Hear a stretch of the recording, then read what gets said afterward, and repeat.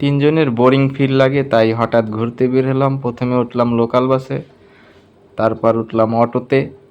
অটোতে মিলে সেই এনজয় করতেছি তিনজন। তারপরে উঠব ভ্যানে।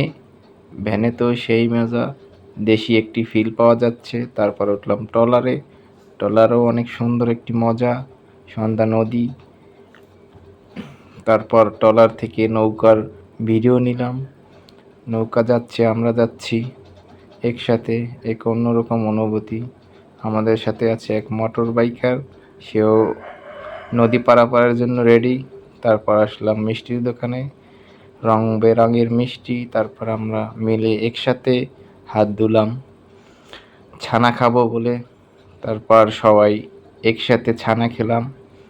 হ্যাঁ, ডাবের কুল বাজারে একদম খাঁটি ছানা, খেতে খুব স্বাদ। Hello guys, we are coming. I don't know location, জানি না কোন জায়গায় আছি।